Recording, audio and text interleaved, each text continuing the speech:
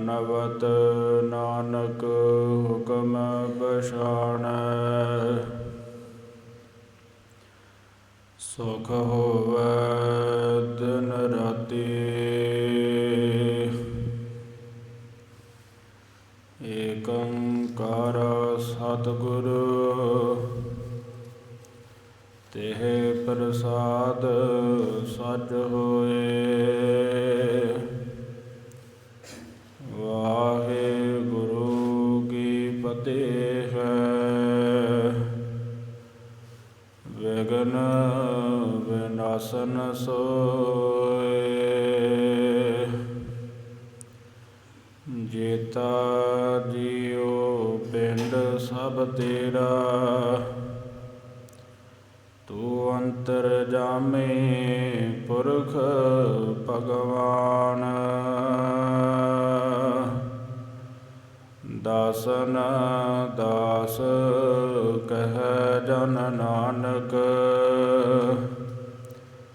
ਜਿਹਾ ਤੂੰ ਕਰਾਏ ਤੇਹਾ ਹਉ ਕਰੀ ਵਖਿਆਣ।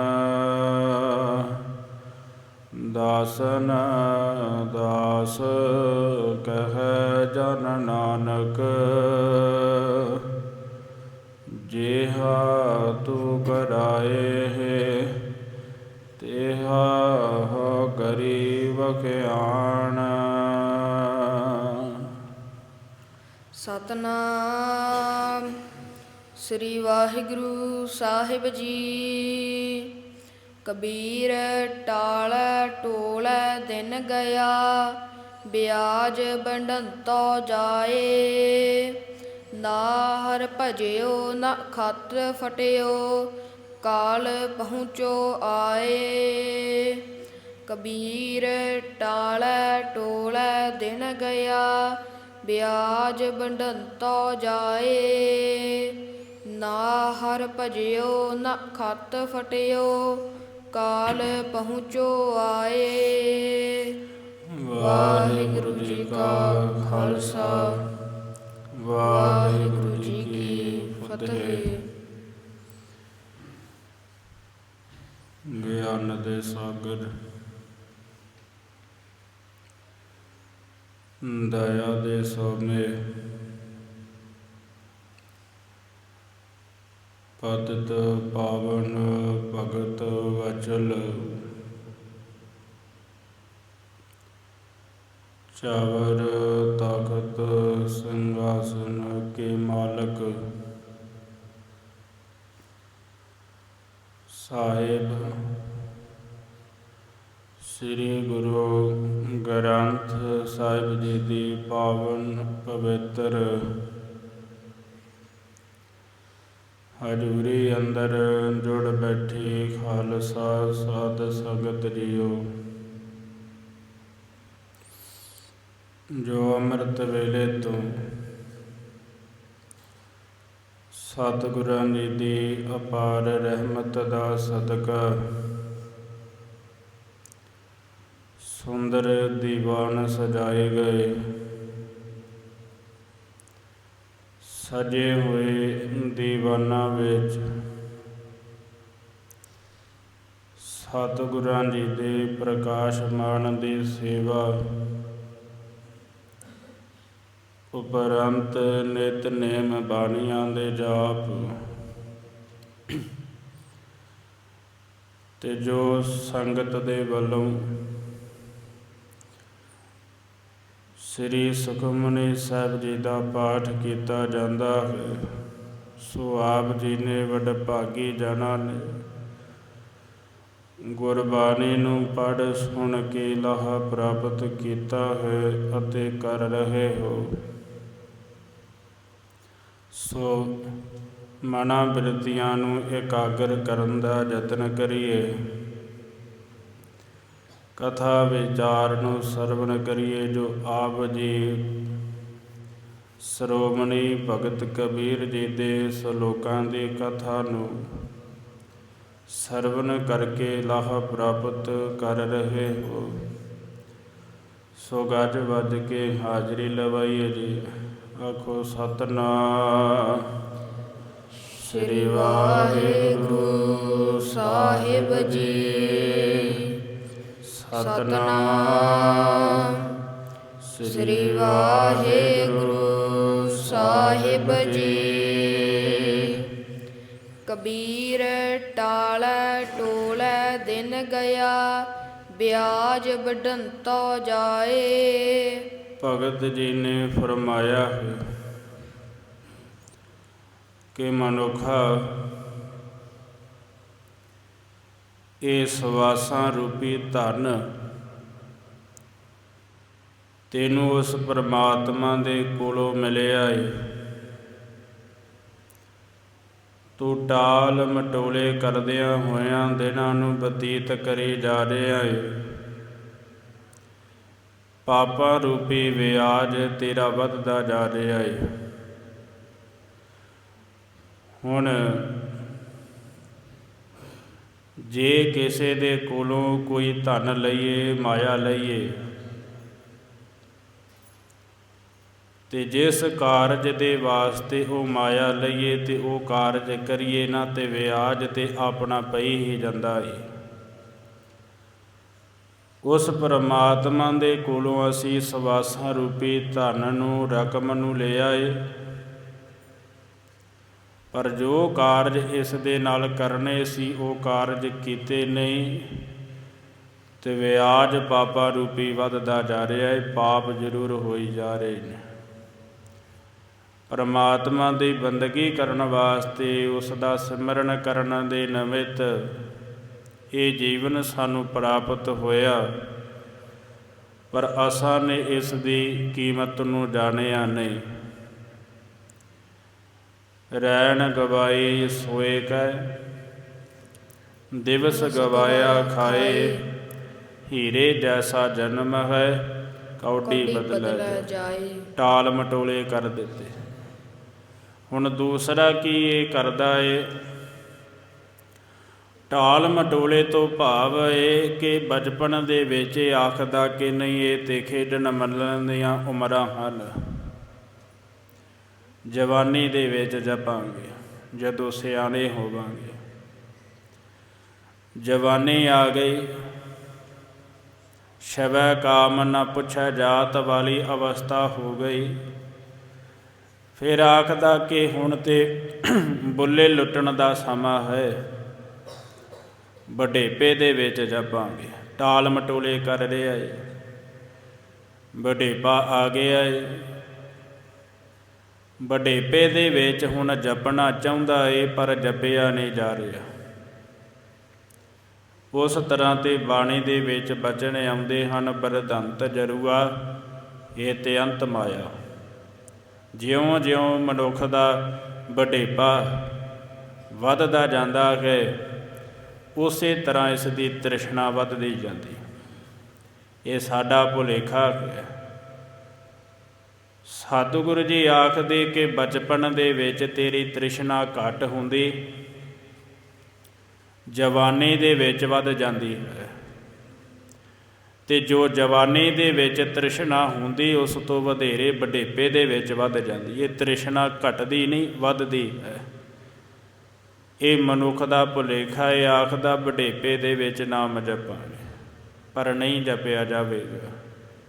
ਉਹ ਭਗਤ ਭੀਖਣ ਜੀ ਸਾਨੂੰ ਆਖਦੇ ਹਨ, ਆਖਦੇ ਤੂੰ ਵਡੇਪੇ ਦੇ ਵਿੱਚ ਨਾਮ ਜਪਣ ਦੇ ਬਾਰੇ ਸੋਚ ਰਿਹਾ ਏ, ਪਰ ਮੁਸ਼ਕਲ ਬਹੁਤ ਜ਼ਿਆਦਾ ਏ। ਕਿਵੇਂ?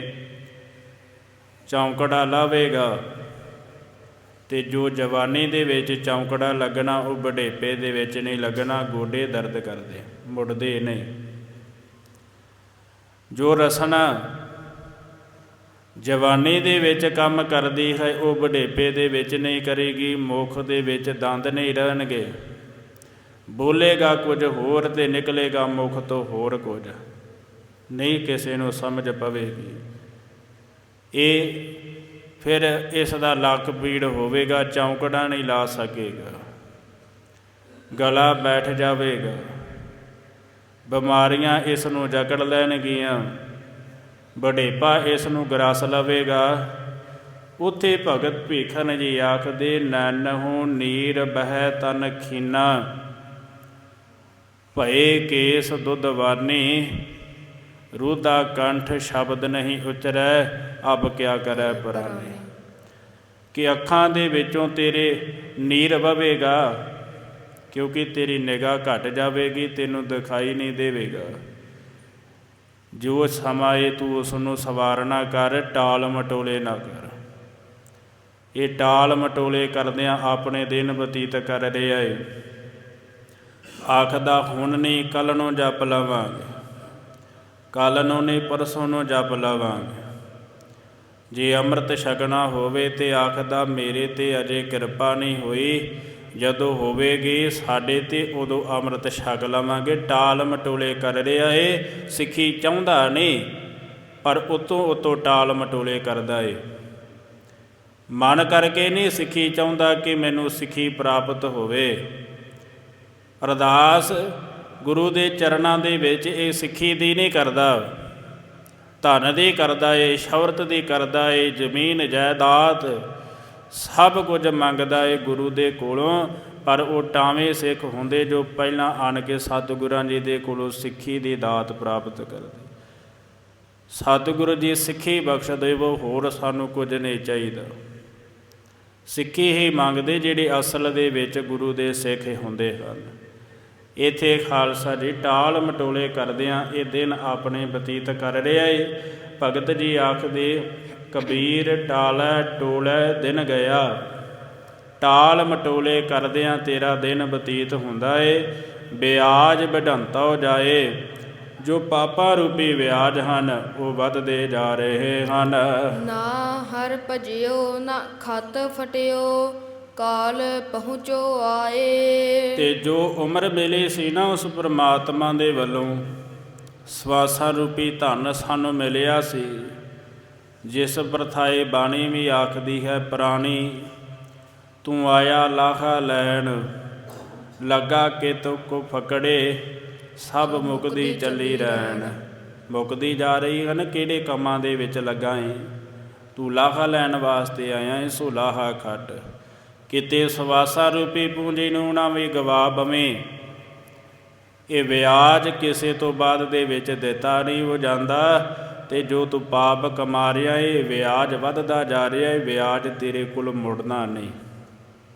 ਖਾਲਸਾ ਜੀ ਜਦੋਂ ਕਿਸੇ ਦੇ ਕੋਲੋਂ ਰਕਮ ਉਧਾਰ ਲਈਏ, ਲੈ ਤੇ ਲਈਦੀ ਹੈ, ਉਹ ਰਕਮ ਲੱਗ ਵੀ ਜਾਂਦੀ ਜੇ ਵੀ ਅਸਾਂ ਨੇ ਕਰਨਾ ਹੈ।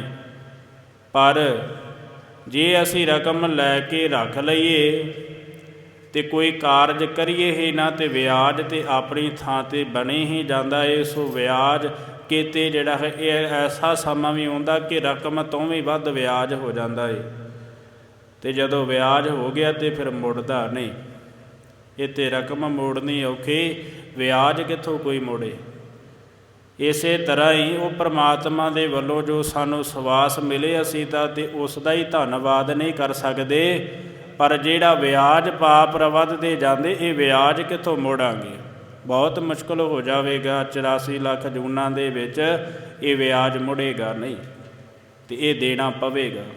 ਉੱਥੇ ਸੱਚਾ ਹੀ ਸੱਚ ਨਿਬੜੈ, ਚੁਣ ਵੱਖ ਕੱਢੈ ਜਜ ਮਾਲਿਆ। ਇੱਥੇ ਕਿਹਾ ਗਿਆ, ਭਗਤ ਜੀ ਆਖਦੇ ਇਸ ਨੂੰ ਉਮਰ ਮਿਲੀ ਉਸ ਪਰਮਾਤਮਾ ਦੇ ਵੱਲੋਂ, ਨਾ ਹਰ ਭਜਿਓ। ਹਰੀ ਪਰਮਾਤਮਾ ਦਾ ਸਿਮਰਨ ਕੀਤਾ ਹੀ ਨਹੀਂ ਇਸ ਨੇ। ਹੋਰ ਹਰੇਕ ਕਾਰਜ ਵਾਸਤੇ ਇਸ ਦਾ ਸਮਾਂ ਲੱਗਦਾ ਰਿਹਾ, ਪਰ ਪਰਮਾਤਮਾ ਦੇ ਵਾਸਤੇ ਆਖਦਾ ਮੇਰਾ ਸਮਾਂ ਹੀ ਨਹੀਂ ਲੱਗਦਾ।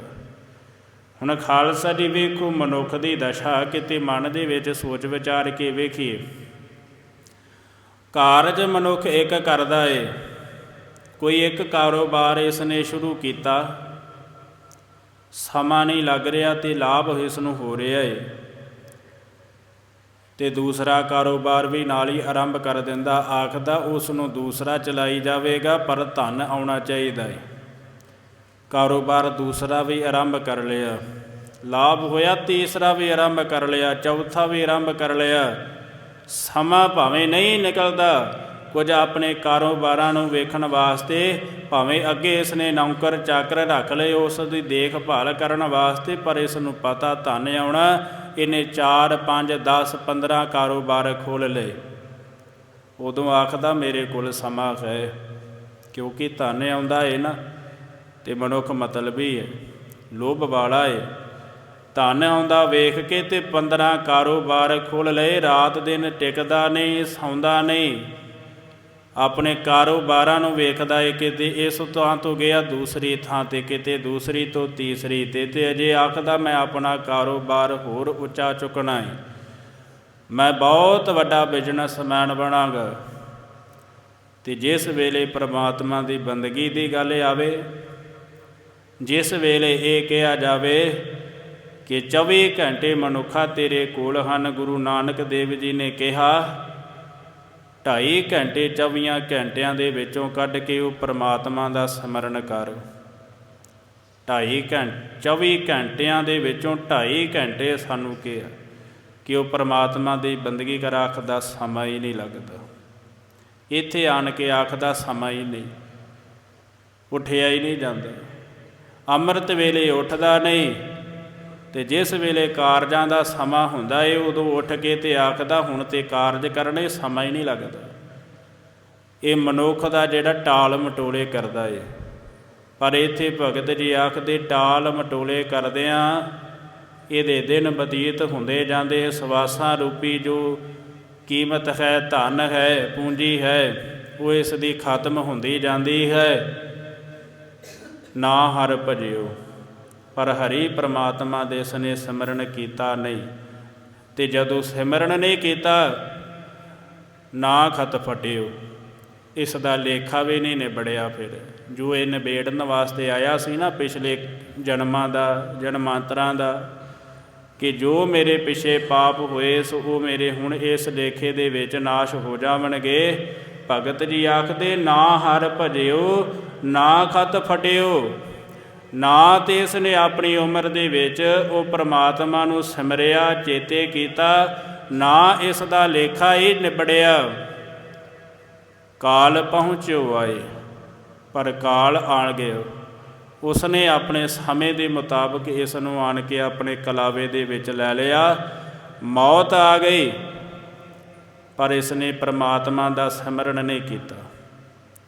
ਮੌਤ ਆਣ ਕੇ ਇਸ ਦੇ ਦਰਵਾਜ਼ੇ ਦੇ ਅੱਗੇ ਖੜੀ ਹੋ ਗਈ, ਅਤੇ ਜਦ ਦਰਵਾਜ਼ਾ ਖੜਕਾਇਆ ਅਤੇ ਫਿਰ ਵੇਖਦਾ ਏ ਕਿ ਹੁਣ ਕੀ ਕੀਤਾ ਜਾਵੇ, ਪਰ ਉਦੋਂ ਸਮਾਂ ਕੋਈ ਨਹੀਂ। ਭਗਤ ਜੀ ਆਖਦੇ ਟਾਲ ਮਟੋਲੇ ਕਰਦਿਆਂ ਮਨੁੱਖ ਨੇ ਦਿਨ ਨੂੰ ਬਤੀਤ ਕਰ ਦਿੱਤਾ ਏ। ਇੱਥੇ ਫਿਰ ਮੈਂ ਇਸੇ ਜਿਹੜਾ ਕਿ ਦੋਹਰੇ ਨੂੰ ਦੁਹਰਾਵਾਂ। ਭਗਤ ਜੀ ਆਖਦੇ ਕਬੀਰ ਟਾਲੈ ਟੋਲੈ ਦਿਨ ਗਿਆ, ਵਿਆਜ ਵਢੰਤੋ ਜਾਏ। ਨਾ ਹਰ ਭਜਿਓ, ਨਾ ਖਤ ਫਟਿਓ, ਕਾਲ ਪਹੁੰਚੋ ਆਏ। ਹਰੀ ਪਰਮਾਤਮਾ ਦੇ ਸਿਮਰਨ ਨੂੰ ਕੀਤਾ ਨਹੀਂ, ਇਸ ਦਾ ਲੇਖਾ ਨਿਬੜਿਆ ਨਹੀਂ, ਅਤੇ ਮੌਤ ਖੜੀ ਹੋ ਗਈ ਸਾਹਮਣੇ ਆਣ ਕਰਕੇ। ਅਤੇ ਜਦੋਂ ਮੌਤ ਖੜੀ ਹੋ ਗਈ ਤੇ ਫਿਰ ਕੁਝ ਵੀ ਇਸ ਦੇ ਹੱਥ ਦੇ ਵਿੱਚ ਨਹੀਂ ਲੱਗਾ। ਮਹੱਲਾ ਪੰਜਵਾ। ਕਬੀਰ ਕੂਕਰ ਭੌਂਕਣਾ, ਕਰੰਗ ਪਿਛੈ ਉਠ ਧਾਏ। ਇਹ ਮਹੱਲਾ ਪੰਜਵਾ ਕਿਉਂ ਆਇਆ ਹੈ? ਮਹੱਲਾ ਪੰਜਵਾ ਤੋਂ ਭਾਵ ਹੈ ਕਿ ਗੁਰੂ ਅਰਜਨ ਦੇਵ ਜੀ ਨੇ ਇਹ ਸ਼ਬਦ ਉਚਾਰਨ ਕੀਤਾ। ਉਹ ਕਿਵੇਂ? ਇਹ ਸ਼ਬਦਾਂ ਦਾ ਜਦੋਂ ਗੁਰੂ ਅਰਜਨ ਦੇਵ ਜੀ ਨੇ ਭਗਤ ਕਬੀਰ ਜੀ ਦੇ ਸ਼ਬਦਾਂ ਨੂੰ ਸੁਣਿਆ, ਸਤਿਗੁਰੂ ਜੀ ਬੜੇ ਪ੍ਰਸੰਨ ਹੋਏ। ਜਦੋਂ ਪੜ੍ਹਿਆ ਗੁਰੂ ਅਰਜਨ ਦੇਵ ਜੀ ਬੜੇ ਪ੍ਰਸੰਨ ਹੋਏ। ਅਸੀਂ ਜਦੋਂ ਕੋਈ ਵਧੀਆ ਕੰਮ ਕਰੇ ਅਸੀਂ ਉਸ ਨੂੰ ਸਨਮਾਨ ਕਰਦੇ ਹਨ ਸਰੂਪਾ ਦੇ ਕੇ, ਕਿ ਸਰੂਪਾ ਦੇ ਕੇ ਉਸ ਦਾ ਸਨਮਾਨ ਕਰੀਦਾ ਏ ਕਿ ਇਸ ਨੇ ਕਾਰਜ ਬਹੁਤ ਵਧੀਆ ਕੀਤਾ ਏ। ਅਤੇ ਗੁਰੂ ਅਰਜਨ ਦੇਵ ਜੀ ਨੇ ਹੁਣ ਅਗਰ ਜਿਹੜੇ ਸ਼ਬਦ ਹਨ ਉਹ ਗੁਰੂ ਅਰਜਨ ਦੇਵ ਜੀ ਕੁਝ ਸ਼ਬਦਾਂ ਦੇ ਵਿੱਚ ਇਹ ਭਗਤ ਕਬੀਰ ਜੀ ਨੂੰ ਸਰੂਪਾ ਬਖਸ਼ਦੇ ਹਨ। ਅਤੇ ਜਦੋਂ ਕਿਸੇ ਨੂੰ ਸਰੂਪਾ ਬਖਸ਼ੀਏ ਉਹ ਫਿਰ ਸਾਡਾ ਨਹੀਂ ਰਹਿੰਦਾ, ਅਗਲੇ ਦਾ ਹੋ ਜਾਂਦਾ ਏ। ਉਹ ਅਮਾਨਤ ਸਤਿਕਾਰ ਫਿਰ ਉਸ ਦਾ ਹੋ ਜਾਂਦਾ ਏ। ਸੋ ਇਹ ਜਿਹੜਾ ਸਰੂਪਾ ਰੂਪੀ ਸ਼ਬਦ ਗੁਰੂ ਅਰਜਨ ਦੇਵ ਜੀ ਨੇ ਉਚਾਰਨ ਕੀਤੇ, ਇਹ ਗੁਰੂ ਅਰਜਨ ਦੇਵ ਜੀ ਦੇ ਨਹੀਂ ਰਹੇ, ਇਹ ਭਗਤ ਕਬੀਰ ਜੀ ਦੇ ਹੋ ਗਏ। ਸੋ ਇਹ ਭਗਤ ਕਬੀਰ ਜੀ ਦੇ ਸਲੋਕਾਂ ਦੇ ਵਿੱਚ ਤਾਂ ਜਿਹੜਾ ਹੈ ਦਰਜ ਹਨ। ਇੱਥੇ ਮਹੱਲਾ ਪੰਜਵਾਂ ਆਇਆ ਏ। ਇਸ ਤੋਂ ਭਾਵ ਹੈ ਕਿ ਗੁਰੂ ਅਰਜਨ ਦੇਵ ਜੀ ਨੇ ਭਗਤ ਕਬੀਰ ਜੀ ਨੂੰ ਇਹ ਸ਼ਬਦ ਉਚਾਰਨ ਕਰਕੇ ਸਰੂਪਾ ਬਖਸ਼ਿਆ ਏ। ਸਰੂਪਾ ਜਦੋਂ ਕਿਸੇ ਨੂੰ ਬਖਸ਼ ਦਈਏ ਤਾਂ ਉਸ ਦਾ ਹੋ ਜਾਂਦਾ ਏ, ਸ਼ਬਦ ਵੀ ਭਗਤ ਕਬੀਰ ਜੀ ਦੇ ਹੋ ਗਏ। ਸੋ ਸਤਿਗੁਰ ਜਿਹੜਾ ਭਗਤ ਜੀ ਆਖਦੇ, ਕਬੀਰ ਕੂਕਰ ਭੌਂਕਣਾ ਕਰੰਗ ਪਿਛੈ ਉੱਠ ਧਾਏ। ਇਹ ਮਨੁੱਖ ਪਰਮਾਤਮਾ ਦਾ ਨਾਮ ਕਿਉਂ ਨਹੀਂ ਜਪਦਾ ਏ? ਲੋਭ ਰੂਪੀ ਕੁੱਤਾ ਇਸ ਦਾ ਹਿਰਦੇ ਦੇ ਵਿੱਚ ਬੈਠਾ ਏ ਤੇ ਮੁਰਦਾਰ ਦੇ ਪਿੱਛੇ ਭੱਜਦਾ ਫਿਰਦਾ ਏ। ਜੋ ਨਾ ਖਾਣ ਵਾਲੀਆਂ ਵਸਤੂਆਂ ਹਨ ਉਹਨਾਂ ਨੂੰ ਵੀ ਖਾਂਦਾ ਫਿਰਦਾ ਏ। ਇਸ ਨੇ ਆਪਣੀ ਰਸਨਾ ਅੱਗੇ ਰੱਖੀ ਹੈ। ਕਾਲਯੁਗ ਸੀ ਨਾ, ਗੁਰੂ ਨਾਨਕ ਦੇਵ ਜੀ ਦੇ ਕੋਲ ਆਇਆ ਤੇ ਇਸ ਦੇ ਦੋ ਵੱਡੇ ਕਾਰਨ ਸਨ ਜੋ ਇਸ ਨੇ ਦੱਸੇ। ਆਖਦਾ, ਮੈਂ ਆਪ ਜਿਹੜੇ ਸਾਰੀ ਸ੍ਰਿਸ਼ਟੀ ਨੂੰ ਨਾ ਇਹਨਾਂ ਦੋਵਾਂ ਦੇ ਵਿੱਚ ਲਾਇਆ ਹੋਇਆ ਹੈ। ਅੱਧੇ ਕੋਈ ਰਸਨਾ ਦੇ ਵਿੱਚ ਫਸ ਗਏ, ਸਵਾਦ ਦੇ ਵਿੱਚ, ਤੇ ਅੱਗੇ ਅੱਧੇ ਜਿਹੜੇ ਹਨ ਕਾਮ ਵਾਸ਼ਨਾ ਦੇ ਵਿੱਚ ਅੰਨੇ ਹੋ ਗਏ। ਪਰ ਪਰਮਾਤਮਾ ਦੇ ਵੱਲ ਕੋਈ ਟਾਵਾਂ ਹੀ ਹੈ ਜੋ ਜੁੜ ਸਕਦਾ ਹੈ। ਹੁਣ ਇੱਥੇ ਖਾਲਸਾ ਜੀ ਉਹੀ ਗੱਲ ਹੈ, ਰਸਨਾ ਅੱਗੇ ਰੱਖੀ ਹੋਈ ਹੈ। ਇਹ ਮਨੁੱਖ ਵੇਖਦਾ ਨਹੀਂ ਕੀ ਖਾਣ ਯੋਗ ਹੈ ਤੇ ਕੀ ਖਾਣ ਯੋਗ ਨਹੀਂ ਹੈ। ਹੁਣ ਇਹ ਕੀ ਕਰਦਾ ਏ? ਚੰਗੇ ਛੱਤੀ ਪ੍ਰਕਾਰ ਦਾ ਜਿਹੜੇ ਭੋਜਨ ਹਨ ਉਹਨਾਂ ਨੂੰ ਛੱਡ ਕੇ ਤੇ ਥਾਵਾਂ ਥਾਵਾਂ ਤੋਂ ਪੁੱਛਦਾ ਫਿਰਦਾ ਏ, ਮਾਸ ਖਾ ਲੈਣਾ ਚਾਹੀਦਾ ਏ ਕਿ ਨਹੀਂ ਖਾ ਲੈਣਾ ਚਾਹੀਦਾ। ਰਸਨਾ ਨਹੀਂ ਨਾ ਇਸ ਦੀ ਹਟਦੀ। ਤੇ ਖਾਲਸਾ ਜੀ ਜਦੋਂ ਸਾਨੂੰ ਗੁਰੂ ਨੇ ਵਰਜਿਆ ਏ ਕਿ ਮਾਸ ਨਹੀਂ ਖਾਣਾ, ਮਾਸ ਖਾਣ ਵਾਲਾ ਖਾਲਸਾ ਜੀ ਕਿਤੇ ਭਗਤੀ ਨਹੀਂ ਕਰ ਸਕੇਗਾ, ਕਿਤੇ ਭਗਤੀ ਨਹੀਂ ਹੋਵੇਗੀ ਉਸ ਦੀ। ਜੋ ਮਰਜ਼ੀ ਅਸੀਂ ਆਖ ਲਈਏ, ਜੋ ਮਰਜ਼ੀ ਅਸੀਂ ਆਪਣੀ ਰਸਨਾ ਤੋਂ ਕਹਿ ਲਈਏ ਕਿ ਜੋ ਉਹ ਤੁਹਾਨੂੰ ਪਤਾ ਹੈ ਕਿ ਕੀ ਕੁਝ ਕਹਿ ਕੇ ਛਕ ਛਕਾ ਰਹੇ, ਪਰ ਮਾਸ ਖਾਣ ਵਾਲਾ ਕਿਤੇ ਭਗਤੀ ਨਹੀਂ ਕਰ ਸਕੇਗਾ। ਕਿਉਂਕਿ ਸਭ ਤੋਂ ਪਹਿਲਾਂ ਸਿੱਖ ਦੇ ਵਿੱਚ ਸੀ ਦਇਆ। ਸੋ ਦਇਆ ਨੂੰ ਅਸਾਂ ਨੇ ਖਤਮ ਕਰ ਦਿੱਤਾ ਏ। ਤੇ ਜਿਸ ਸਿੱਖ ਦੇ ਵਿੱਚ ਦਇਆ ਹੀ ਨਹੀਂ, ਉਹ ਸਿੱਖ ਜਿਹੜਾ ਹੈ ਗੁਰੂ ਦਾ ਪ੍ਰੇਮੀ ਕਿਵੇਂ ਹੋ ਸਕਦਾ ਏ? ਹੁਣ ਦਇਆ ਕਿਵੇਂ? ਇੱਥੇ ਕਿਹਾ ਜਾਂਦਾ ਹੈ ਨਾ, ਕਈ ਵਾਰ ਜਿਹੜਾ ਸੁਣਨ ਨੂੰ ਵੀ ਮਿਲਿਆ ਏ, ਆਖਦੇ ਹਨ ਕਿ ਜੇ ਸਿੱਖ ਕਿਸੇ ਜੀਵ ਦੀ ਹੱਤਿਆ ਨਹੀਂ ਕਰ ਸਕਦਾ, ਉਹ ਕਿਸੇ ਮਨੁੱਖ ਨੂੰ ਕਿਵੇਂ ਮਾਰੇਗਾ? ਤੇ ਖਾਲਸਾ ਜੀ ਜੀਵ ਫਿਰ ਅੱਗੋਂ ਸਾਡੇ ਛੱਡਦਾ ਨਹੀਂ ਕੁਝ ਵੀ। ਜੇ ਮਨੁੱਖ ਅੱਗੇ ਹੋਵੇ ਨਾ, ਤੇ ਜੇ ਅਸੀਂ ਇੱਕ ਚਪੇੜ ਉਸ ਦੇ ਮਾਰਾਂਗੇ, ਅਗਲੇ ਨੇ ਦੋ ਮਾਰਨੀਆਂ। ਤੇ ਜਿਹੜਾ ਜੀਵ ਬੰਨਿਆ ਹੋਇਆ ਏ, ਜਿਸ ਦੀਆਂ ਲੱਤਾਂ ਬਾਹਾਂ ਪਕੜੀਆਂ ਹੋਈਆਂ, ਉਸ ਦੇ ਉੱਤੇ ਸਾਡੀ ਕਾਹਦੀ ਬਹਾਦਰੀ? ਇਸ ਤਰ੍ਹਾਂ ਜੀਵਾਂ ਦੇ ਉੱਤੇ ਬਹਾਦਰੀ ਨਹੀਂ ਵਿਖਾਈ ਜਾਂਦੀ। ਉਹ ਸਤਿਗੁਰਾਂ ਜੀ ਦੇ ਚੋਜ ਸਨ ਜੋ ਜੰਗਲਾਂ ਦੇ ਵਿੱਚ ਜਾ ਕੇ ਸ਼ੇਰਾਂ ਦੇ ਸ਼ਿਕਾਰ ਕਰਦੇ। ਫਿਰ ਜਾ ਕੇ ਜੇ ਬਹਾਦਰੀ ਵਿਖਾਉਣੀ ਤੇ ਫਿਰ ਸ਼ੇਰਾਂ ਦੀ ਕਰੀਏ, ਸ਼ੇਰਾਂ ਦਾ ਕਰੀਏ ਹਾਂ ਸ਼ਿਕਾਰ, ਸ਼ੇਰਾਂ ਨੂੰ ਵੱਢੀਏ ਹਾਂ, ਟੁਕੀਏ ਹਾਂ। ਬਹਾਦਰੀ ਉੱਥੇ ਵਿਖਾਈ ਜਾਂਦੀ ਹੈ ਕਿਸੇ ਨਿਰਬਲ ਜਿਹੜਾ ਹੈ ਕੋਈ ਜੀਵ ਬੱਝਾ ਹੋਵੇ, ਸੋ ਬੱਝੇ ਹੋਏ ਜੀਵ ਦੇ ਉੱਤੇ ਵਾਰ ਕਰ ਦੇਣਾ, ਇਹ ਕੋਈ ਬਹਾਦਰੀ ਦਾ ਵਿਸ਼ਾ ਨਹੀਂ। ਬਹਾਦਰੀ ਜੇਕਰ ਹੈ ਸੂਰਮਿਆਂ ਦੀ ਵਿਖਾਈ ਜਾਂਦੀ, ਸੂਰਮਿਆਂ ਦੇ ਨਾਲ ਟੱਕਰਾ ਲਈਏ, ਆਪਣੇ ਬਰਾਬਰੀ ਦੇ ਨਾਲ। ਮਾੜੇ ਦੇ ਉੱਤੇ, ਕਮਜ਼ੋਰ ਦੇ ਉੱਤੇ ਤੇ ਹਰ ਕੋਈ ਆਪਣਾ ਜ਼ੋਰ ਵਿਖਾਉਂਦਾ ਏ। ਪਤਾ ਉਦੋਂ ਲੱਗਦਾ ਏ ਜਦੋਂ ਸਾਹਮਣੇ ਸਾਡੇ ਬਲ ਵਾਲਾ ਆਣ ਕੇ ਖੜਦਾ ਏ, ਉਦੋਂ ਪਤਾ ਲੱਗਦਾ ਏ ਸੂਰਮਤਾਈ ਦਾ, ਉਦੋਂ ਪਤਾ ਲੱਗਦਾ ਏ ਬਹਾਦਰੀ ਦਾ ਕਿ ਬਹਾਦਰੀ ਕੀ ਹੈ। ਇਹ ਖਾਲਸਾ ਜੀ ਇਹ ਨਹੀਂ, ਆਪਣੀ ਰਸਨਾ ਅੱਗੇ ਰੱਖੀ ਹੋਈ ਹੈ। ਉਹ ਕਿਸੇ ਜਿਹੜਾ ਭਗਤ ਜੀ ਦੇ ਦੋਹਰੇ ਜਿਹੜਾ ਹਨ ਉਹ ਦੱਸਦੇ, ਭਗਤ ਜੀ ਆਖਦੇ, ਮੈਂ ਭੁੱਲਾਂ ਨਾ, ਆਖਦੇ ਮਨੁੱਖ ਬਣਿਆ ਹੋਇਆ ਭੋਜਨ ਹੈ ਨਾ ਉਹ ਛੱਡ ਦਿੰਦਾ ਏ। ਕਿਉਂ? ਜੇ ਉਸ ਦੇ ਵਿੱਚ ਵਾਲ ਪੈ ਜਾਵੇ, ਕਿਸੇ ਦਾ ਵਾਲ ਪਿਆ ਹੋਵੇ ਨਾ, ਬਣਿਆ ਹੋਇਆ ਭੋਜਨ ਆਖਦੇ ਇਹ ਛੋੜ ਦੇਤੇ ਹਾਂ ਜਿਸ ਮੈਂ ਵਾਲ ਵਿੱਚ ਪੈ ਜਾਵੇ। ਤੇ ਫਿਰ ਅੱਗੇ ਆਖਦੇ ਜਿਸ ਵੇਲੇ ਜਦੋਂ ਬਣੇ ਵਾਲ ਪੈ ਜਾਵੇ ਭੋਜਨ ਦੇ ਵਿੱਚ ਤੇ ਛੱਡ ਦਿੰਦੇ, ਪਰ ਜਿਹੜਾ ਹੈ ਜਦੋਂ ਆਂਡਾ ਖਾਂਦੇ ਤੇ ਉਦੋਂ ਨਹੀਂ ਇਹ ਜਿਹੜਾ ਹੈ ਉਸ ਦੇ ਵੱਲ ਨਹੀਂ ਵੇਖਦੇ ਕਿ ਉਸ ਆਂਡੇ ਦੇ ਵਿੱਚ ਮਾਂ ਦਾ ਵੀ ਲਾਲ ਹੁੰਦਾ ਏ। ਵਾਲ ਪੈਣ ਤੇ ਇਹ ਕੀ ਕਰਦੇ ਕਿ ਭੋਜਨ ਨੂੰ ਛੱਡ ਦਿੰਦੇ ਤੇ ਜਿਸ ਆਂਡੇ ਦੇ ਵਿੱਚ ਮਾਂ ਦਾ ਲਾਲ ਹੁੰਦਾ ਏ ਉਸ ਨੂੰ ਖਾਣ ਤੋਂ ਮਾਸਾ ਗੁਰੇਜ਼ ਨਹੀਂ ਕਰਦੇ। ਇਹ ਖਾਲਸਾ ਜੀ ਬੜਾ ਅਤਿਆਚਾਰ ਤੇ ਸੰਸਾਰ ਦੇ ਵਿੱਚ ਸਭ ਕੁਝ ਹੋ ਰਿਹਾ ਏ। ਇੱਥੇ ਭਗਤ ਜੀ ਆਖਦੇ ਲੋਭ ਰੂਪੀ ਕੁੱਤਾ ਮਨੁੱਖ ਦੇ ਹਿਰਦੇ ਦੇ ਵਿੱਚ ਬੈਠਾ ਹੋਇਆ ਏ। ਸੋ ਇਸ ਨੂੰ ਪਤਾ ਨਹੀਂ ਲੱਗਦਾ ਕਿ ਮੈਂ ਕੀ ਖਾਣ ਯੋਗ ਹੈ, ਮੇਰੇ ਕੀ ਖਾਣ ਯੋਗ ਨਹੀਂ। ਕਰੰਗ ਪਿੱਛੇ ਉੱਠਦਾ ਏ, ਭੱਜ ਜਾਂਦਾ ਏ ਉਸ ਦੇ ਪਿੱਛੇ ਲੱਗ ਕੇ, ਮੁਰਦਾਰ ਖਾਂਦਾ ਫਿਰਦਾ ਏ। ਹੁਣ ਲੋਭ ਰੂਪੀ ਕੁੱਤਾ ਕੀ ਕਰਾਉਂਦਾ ਏ? ਇਹ ਬਾਣੀ ਦੇ ਵਿੱਚ ਸਤਿਗੁਰਾਂ ਜੀ ਨੇ ਫਰਮਾਇਆ। ਸਤਿਗੁਰੂ ਜੀ ਆਖਦੇ ਕਿ ਇਹ ਜਿਹੜਾ ਲੋਭ ਰੂਪੀ ਕੁੱਤਾ ਹੈ ਇਹ ਮਨੁੱਖ ਦੇ ਕੋਲੋਂ ਬੜੇ ਬੁਰੇ ਕਰਮ ਕਰਵਾਉਂਦਾ ਏ। ਕਿਉਂ? ਜਿਉ ਕੂਕਰ ਹਰਕਾਇਆ ਧਾਵੈ ਦਹਿ ਦਿਸ ਜਾਏ। ਜਿਵੇਂ ਕੋਈ ਖਾਲਸਾ ਜੀ ਕੁੱਤਾ ਹਲਕ ਜਾਵੇ ਨਾ ਤੇ ਦਸਾਂ ਦਿਸ਼ਾਵਾਂ ਦੇ ਵਿੱਚ ਸਤਿਗੁਰੂ ਜੀ ਆਖਦੇ ਉਹ ਭੱਜਦਾ ਏ ਕਿ ਮੈਨੂੰ ਕੋਈ ਕੱਟਣ ਵਾਸਤੇ ਲੱਭ ਜਾਵੇ, ਮੈਂ ਉਹਦੇ ਦੰਦੀ ਵੱਢ ਦੇਵਾਂ, ਮੈਂ ਉਸ ਨੂੰ ਖਾ ਜਾਵਾਂ, ਮੈਂ ਕਿਸੇ ਨਾ ਕਿਸੇ 'ਤੇ ਦੰਦ ਮਾਰ ਦੇਵਾਂ। ਇਹ ਭੱਜਦਾ ਏ। ਇਹ ਆਪ ਜੀ ਨੂੰ ਪਤਾ ਇਹ ਨਿਸ਼ਾਨੀਆਂ ਹੁੰਦੀਆਂ। ਹਲਕਿਆ ਕੁੱਤਾ ਅੱਗੇ ਨਹੀਂ ਵੇਖਦਾ ਕਿ ਮੇਰਾ ਮਾਲਕ ਹੈ ਜਾਂ ਕੋਈ ਹੋਰ ਹੈ, ਜੋ ਵੀ ਆ ਜਾਵੇ ਸੋ ਸਾਰਿਆਂ ਨੂੰ ਜਿਹੜਾ ਹੈ ਵੱਢਣ ਪੈਂਦਾ ਏ। ਇੱਥੇ ਸਤਿਗੁਰਾਂ ਜੀ ਨੇ ਉਸ ਕੁੱਤੇ ਦੀ ਉਦਾਹਰਣ ਲੈ ਕੇ ਤੇ ਅੱਗੇ ਸਾਨੂੰ ਸਮਝਾਇਆ। ਜਿਉ ਕੂਕਰ ਹਰਕਾਇਆ ਧਾਵੈ ਤਹ ਦਹਿ ਦਿਸ ਜਾਏ। ਲੋਭੀ ਜੰਤ ਨਾ ਜਾਣਈ ਭਖ ਅਭਖ ਸਭ ਖਾਏ। ਹੁਣ ਇੱਥੇ ਲੋਭੀ ਜੰਤ ਦਾ ਕਹਿ ਦਿੱਤਾ। ਇਹ ਲੋਭੀ ਜੰਤ ਵੀ ਉਸ ਹਲਕੇ ਕੁੱਤੇ ਦੀ ਨਿਆਈ ਹੈ, ਕੂਕਰ ਦੀ ਨਿਆਈ ਹੈ, ਜਿਹੜਾ ਖਾਣ ਦੇ ਵਿੱਚ ਇਹ ਨਹੀਂ ਵੇਖਦਾ ਕਿ ਕੀ ਮੇਰੇ ਖਾਣ ਯੋਗ ਹੈ ਤੇ ਕੀ ਖਾਣ ਯੋਗ ਨਹੀਂ ਹੈ। ਇਹ ਸਭ ਕੁਝ ਹੀ ਖਾਈ ਜਾ ਰਿਹਾ ਹੈ। ਇਹ ਮੈਂ ਬੜੀ ਵਾਰ ਬੇਨਤੀ ਕੀਤੀ ਖਾਲਸਾ ਜੀ ਕਿ ਅੰਮ੍ਰਿਤ ਛਕਿਆ ਹੁੰਦਾ ਏ। ਇਹ ਤੁਸੀਂ ਆਪਣੇ ਮਨ ਦੇ ਵਿੱਚ ਵਿਚਾਰ ਕਰਕੇ ਵੇਖੋ, ਗੱਲ ਸਹੀ ਹੈ ਕਿ ਅੰਮ੍ਰਿਤ ਛਕਿਆ ਹੁੰਦਾ ਏ।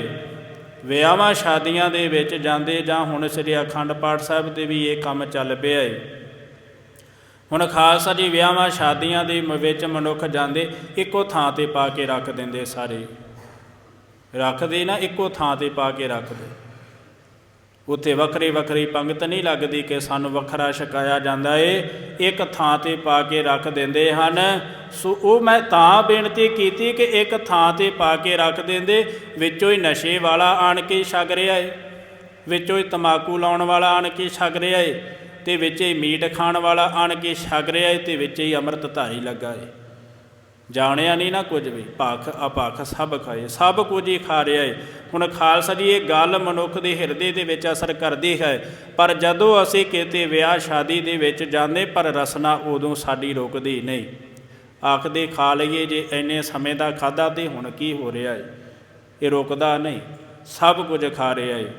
ਅਤੇ ਖਾਲਸਾ ਜੀ ਜੇ ਮੈਂ ਡੂੰਘਿਆਈ ਤੌਰ 'ਤੇ ਦੱਸਾਂ ਨਾ ਇਸ ਦੀ, ਅਤੇ ਆਪ ਜੀ ਦਾ ਉਸੇ ਤਰ੍ਹਾਂ ਹੀ ਮਨ ਚੁੱਕਿਆ ਜਾਵੇਗਾ ਅਤੇ ਉਹ ਗੱਲ ਇੱਥੇ ਕਰਨ ਵਾਲੀ ਵੀ ਨਹੀਂ। ਹੁਣ ਆਪ ਜੀ ਤੱਕਦੇ ਹੋ ਕਿ ਅੱਜ ਦੇ ਸਮੇਂ ਦੇ ਵਿੱਚ ਜਿਹੜੇ ਅੱਜ ਦੀ ਨੌਜਵਾਨ ਪੀੜ੍ਹੀ ਹੈ, ਜ਼ਿਆਦਾ ਤਾਦਾਦ ਦੇ ਵਿੱਚ ਇਹ ਤੰਬਾਕੂ ਦੀ ਸ਼ਿਕਾਰ ਹੋਈ, ਜਿਸ ਤੋਂ ਸਤਿਗੁਰਾਂ ਜੀ ਨੇ ਸਾਨੂੰ ਵਰਜਿਆ। ਹੁਣ ਖਾਲਸਾ ਜੀ ਤੰਬਾਕੂ ਹੁਣ ਪੁੜੀਆਂ ਦੇ ਵਿੱਚ ਆਉਣ ਲੱਗ ਪਿਆ। ਪਹਿਲਾਂ ਹੱਥਾਂ 'ਤੇ ਮਲ ਕੇ ਲਾਉਂਦੇ ਸਨ, ਸੋ ਹੁਣ ਪੁੜੀਆਂ ਦੇ ਵਿੱਚ ਅਤੇ ਸਿੱਧਾ ਮੂੰਹ ਦੇ ਵਿੱਚ ਉਂਗਲਾਂ ਮਾਰਦੇ ਹਨ। ਇਸ ਤੋਂ ਅੱਗੇ ਆਪ ਜੀ ਸਮਝਦੇ ਹੋ, ਇਸ ਤੋਂ ਅੱਗੇ ਮੈਂ ਗੱਲ ਨਹੀਂ ਕਰਾਂਗਾ। ਮੂੰਹ ਦੇ ਵਿੱਚ ਉਂਗਲਾਂ ਮਾਰ ਕੇ ਅਤੇ ਉਸੇ ਹੱਥਾਂ ਦੇ ਨਾਲ ਪਕੌੜੇ ਚੁੱਕ ਲੈਂਦੇ ਅਤੇ ਉੱਥੋਂ ਹੀ ਅੰਮ੍ਰਿਤ ਧਾਰੀ ਚੁੱਕਦਾ ਹੈ। ਇਹ ਗੱਲ ਕੀ ਹੈ? ਭਖ ਅਭਖ ਸਭ ਖਾਏ, ਲੋਭੀ ਜੰਤ ਨਾ ਜਾਣੇ ਭਖ ਅਭਖ ਸਭ ਖਾਏ। ਉਦੋਂ ਤਾਂ ਇਸ ਨੂੰ ਕੋਈ ਦਿਖਾਈ ਨਹੀਂ ਦਿੰਦਾ, ਅੱਗੋਂ ਪਿੱਛੋਂ ਕਹੇਗਾ ਕਿ ਇਹ ਤੇਰੇ ਵਾਸਤੇ ਕੰਮ ਮਾੜਾ ਏ, ਸਾਨੂੰ ਜੀ ਕਾਹਲਾ ਆਉਂਦਾ ਏ, ਤੂੰ ਮੂੰਹ ਦੇ ਵਿੱਚ ਉਂਗਲਾਂ ਮਾਰ ਕੇ ਤੇ ਸੁੱਟਦਾ ਏ। ਅਤੇ ਜਦੋਂ ਖਾਣ ਵਾਲੀ ਕੋਈ ਵਸਤੂ ਹੋਈ ਅਤੇ ਭਾਵੇਂ ਉਸ ਦੇ ਵਿੱਚ ਉਸਨੇ ਚੁੱਕਿਆ ਹੋਵੇ, ਇਹ ਆਖਦਾ ਕਿ 200-300 ਮੈਂ ਵੀ ਦਿੱਤਾ ਅਤੇ ਮੈਂ ਤਾਂ ਹੁਣ ਛੱਕ ਕੇ ਜਾਣਾ। ਉਦੋਂ ਨਹੀਂ ਇਹ ਵੇਖਦਾ ਕਿ ਇਹ ਮੇਰੇ ਖਾਣ ਯੋਗ ਨਹੀਂ, ਇੱਕ ਥਾਂ 'ਤੇ ਪਿਆ ਹੋਇਆ ਏ। ਖਾਲਸਾ ਜੀ ਇਹ ਸਿੱਖੀ ਦਾ ਕਿਰਦਾਰ ਨਹੀਂ ਸੀ ਕਿ ਜਦੋਂ ਕਿਤੇ ਖਾਲਸਾ ਜੀ ਪ੍ਰੋਗਰਾਮ ਕਰਨਾ ਜਾਂ ਕਿਤੇ ਖੁਸ਼ੀ ਮਨਾਉਣੀ ਜਾਂ ਕਿਤੇ ਗਮੀ ਹੋਣੀ, ਇੱਕ ਥਾਂ 'ਤੇ ਭੋਜਨ ਪਾ ਕੇ ਰੱਖ ਦੇਣਾ, ਸੋ ਸਾਰਿਆਂ ਨੇ ਆਣ ਕੇ ਉਸ ਦੇ ਉੱਤੇ ਟੁੱਟ ਪੈਣਾ। ਇਹ ਸਿੱਖੀ ਥੋੜ੍ਹਾ ਸੀ।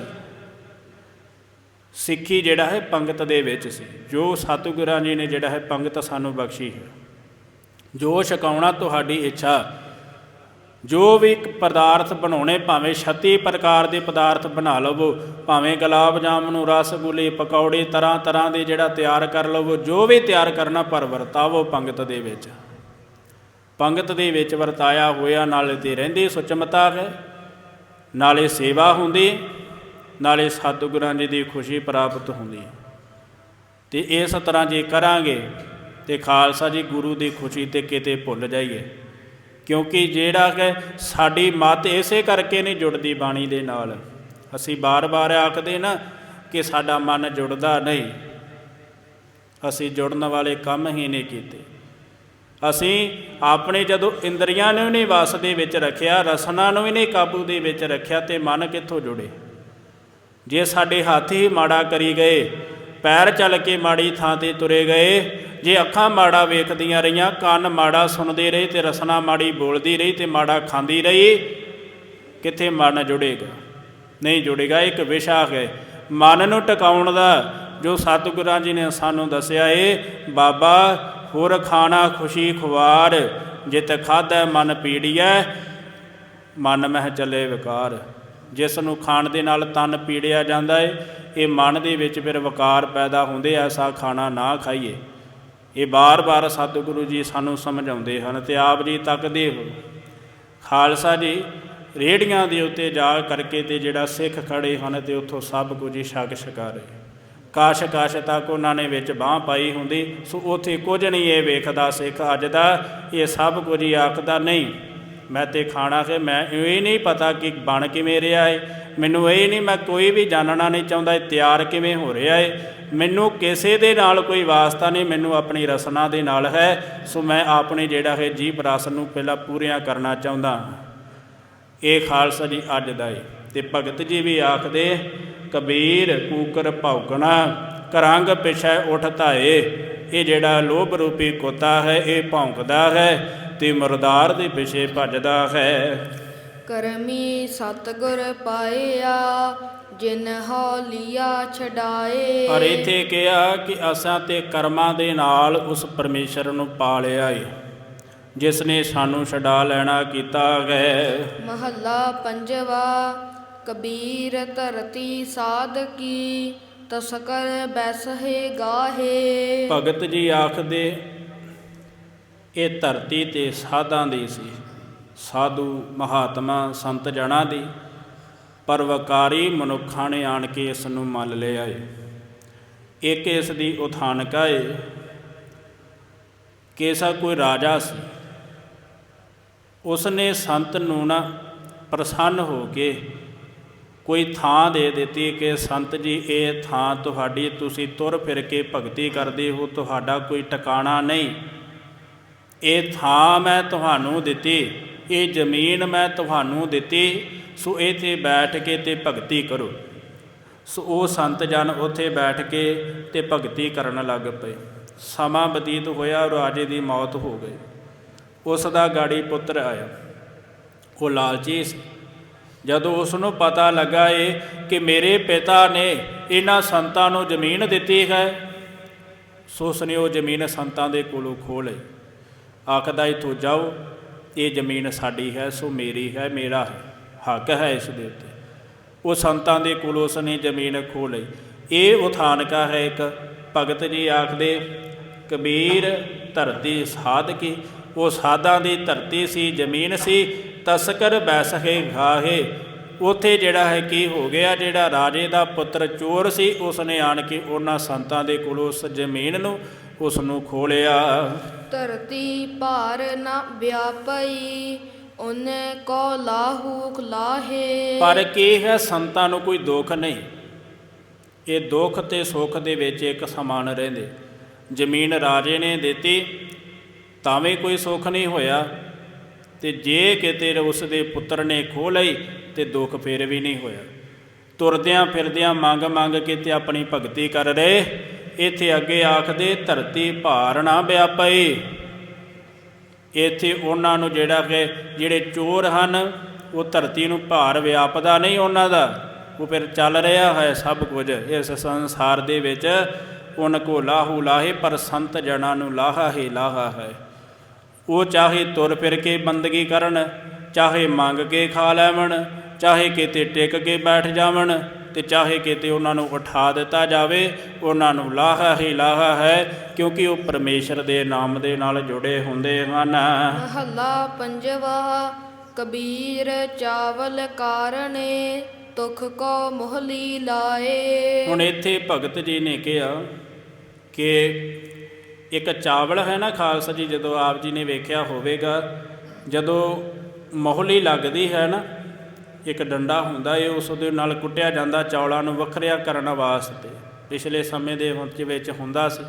ਸੋ ਉਹ ਜਦੋਂ ਵੱਖਰਾ ਹੈ ਮੋਹਲੀ ਸਾਰੇ, ਜਦੋਂ ਚੌਲਾਂ ਨੂੰ ਲੱਗਦੀ ਨਾਲ ਉਸ ਦੀ ਜਿਹੜੀ ਉਹ ਫੱਕ ਹੁੰਦੀ ਨਾ, ਉਸ ਦੇ ਨਾਲ ਜਿਹੜੇ ਹਨ ਛਿਲਕੇ ਹੁੰਦੇ, ਉਹਨਾਂ ਨੂੰ ਵੀ ਉਹ ਮੋਹਲੀ ਨਾਲ ਹੀ ਲੱਗਦੀ। ਇਸ ਜਿਹੜਾ ਕਿ ਵੇਖ ਕਰਕੇ ਭਗਤ ਜੀ ਨੇ ਸਾਨੂੰ ਸਮਝਾਇਆ ਕਿ ਜਿਵੇਂ ਚੌਲਾਂ ਨੂੰ ਵੱਖਰਿਆਂ ਕਰਨ ਵਾਸਤੇ ਉਸ ਦੇ ਨਾਲ ਜਿਹੜਾ ਛਿਲਕਾ ਹੁੰਦਾ ਮਾਰ, ਉਹਨਾਂ ਨੂੰ ਵੀ ਸਾਣੀ ਪੈਂਦੀ ਹੈ, ਮੋਹਲੀ ਉਹਨਾਂ ਨੂੰ ਵੀ ਲੱਗਦੀ ਹੈ। ਇਸੇ ਤਰ੍ਹਾਂ ਹੀ ਮਨੁੱਖਾ ਸੰਗਤ ਹੈ, ਜੇ ਚੰਗੀ ਕਰੇਗਾ ਤਾਂ ਚੰਗਾ ਫਲ ਵੀ ਤੈਨੂੰ ਨਾਲ ਪ੍ਰਾਪਤ ਹੋਵੇਗਾ, ਜੇ ਮਾੜੀ ਕਰੇਗਾ ਤਾਂ ਮਾੜਾ ਫਲ ਤੈਨੂੰ ਪ੍ਰਾਪਤ ਹੋਵੇਗਾ। ਸੋ ਉਹ ਭਗਤ ਜੀ ਅੱਗੇ ਸਮਝਾਉਂਦੇ ਹਨ। ਸੰਗ ਕੁਸੰਗੀ ਬੈਸਤੇ ਤਬ ਪੂਛੈ ਧਰਮ ਰਾਏ। ਭਗਤ ਜੀ ਆਖਦੇ, ਜਿਸ ਵੇਲੇ ਅੰਤ ਦਾ ਵੇਲਾ ਆਇਆ, ਸੋ ਦਰਗਾਹ ਦੇ ਵਿੱਚ ਤੂੰ ਧਰਮਰਾਜ ਦੀ ਕਚਹਿਰੀ ਦੇ ਵਿੱਚ ਗਿਆ, ਉੱਥੇ ਸਭ ਤੋਂ ਪਹਿਲਾਂ ਤੈਨੂੰ ਇਹ ਪੁੱਛਿਆ ਜਾਵੇਗਾ। ਕੀ ਪੁੱਛਿਆ ਜਾਵੇਗਾ?